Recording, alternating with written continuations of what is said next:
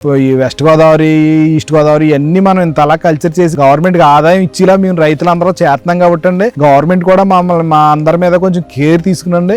ఆ ల్యాబ్లు, ఈ మందులు కాడ ఇవన్నిటిని కూడా కొంచెం సీరియస్గా తీసుకునండి. రేట్లు కాడ కూడా తీసుకుంటే మేము రైతులు బాగుంటామండి. ఈ కరెంటు బిల్లు ఇది 7 ఎకరాలు 10 ఎకరాల భూమి, 10 ఎకరాల కంటే తక్కువగా ఉన్న భూమి రైతులకి ఈ ఆక్వా సబ్సిడీ ఉందండి. 10 ఎకరాలకి లోపు ఉంటే కనుకండి ₹1.5 సబ్సిడీ వస్తుందండి. లేదంటే కనుక 10 ఎకరాల కంటే పైన ఉన్న రైతు ఉంటే కనుకండి ₹3.5 సబ్సిడీ పడుతుందండి. కానీ కరెంటు విషయంలో చాలా ఇబ్బంది పడుతున్నామండి.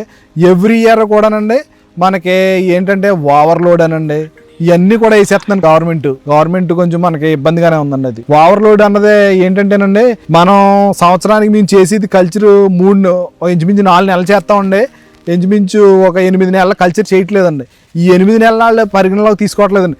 మన మీటర్ రీడింగ్ ఏది హైయెస్ట్ బిల్ వస్తే ఆ హైయెస్ట్ బిల్ని తీసుకునండి మనకి ఓవర్లోడ్ రాసేస్తున్నారండి. ఇప్పుడు ఉన్నది 1,888 అన్న మీటర్, ఆ 1,888 మీద 1,25,000 ఈ సంవత్సరం మళ్ళీ అడిషనల్ లోడ్ కింద వేసారండి. రైతుకి అది ఇబ్బందే కదండి.